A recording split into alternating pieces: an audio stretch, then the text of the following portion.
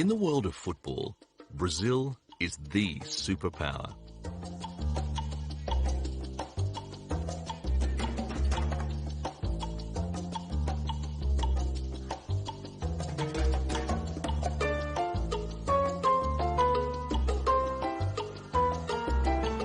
Thousands turn out just to watch them train.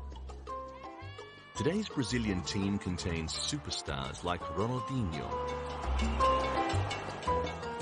Kaká, and Robinho.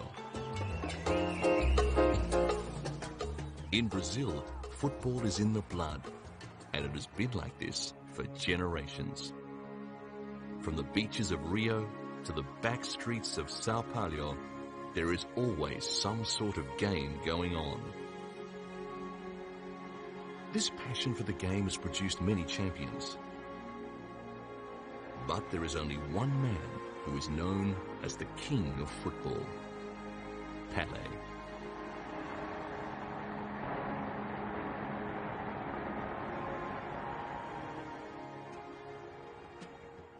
In 1957, in his first full year with Santos, and at the age of 16, Pele became the Campeonato Paulista's highest scorer.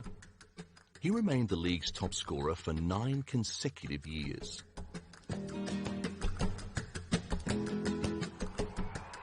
The 1958 World Cup in Sweden, and immediately the young Pele was in Brazil's national team.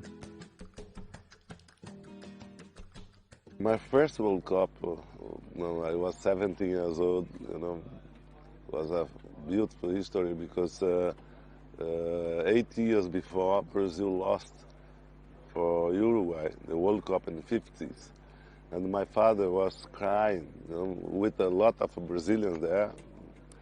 And then my father used to say, oh, men should be strong, men doesn't cry. Then I saw my father cry when Brazil lost the game. Then I told him, Father, no, don't worry, I'm going to win one World Cup for you. Don't worry. I was 9 to 10 years old. Then 8 years late, I was in Sweden with Brazil with 17 years old. Brazil won the World Cup. That's a gift for God because I don't know why I promised to my father. It was Brazil's first World Cup, with Pele scoring twice in the final against the host nation.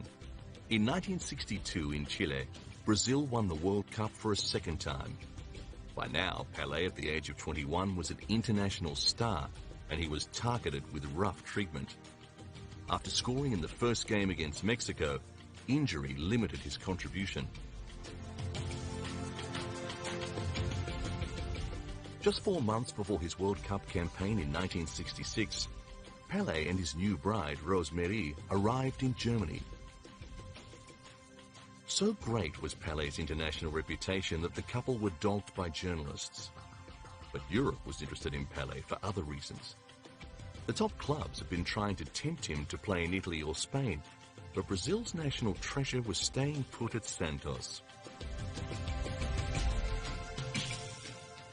At the start of what they had hoped would be a private honeymoon, cameras and the press continued to be intrusive, placing enormous stress on their new marriage. Just one day after her wedding, Rosemary was discovering what it would be like sharing her life with a superstar. Soon Pele and Rosemary would have their first daughter, Kelly Cristina. The 1966 World Cup tournament was held in England, and having won the 2 previous cups, Brazil were the outright favourites. 6 of Pele's Santos teammates were in the Brazil squad. Lula, the Santos coach, had stopped likening Pele to other players, saying he was incomparable. Rival World Cup teams started focusing on Pele and the other Brazilian playmaker, Garrincha. In the group stage, Brazil were defeated by Hungary and Portugal in controversial circumstances. The English referees seemed to miss an unusually large number of fouls to the top Brazilian players. After an incident in the game against Portugal, Pele limped for the rest of the game. This was before the days of red and yellow cards. Brazil did not make it beyond the group matches.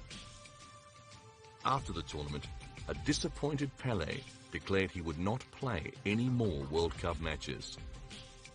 So dazzling was Pele's on-field performance that he was dubbed Ore, the King. An act of parliament was passed to prevent Pele being lured to Europe, and the Brazilian government ensured he was the most highly paid professional sportsman in the world.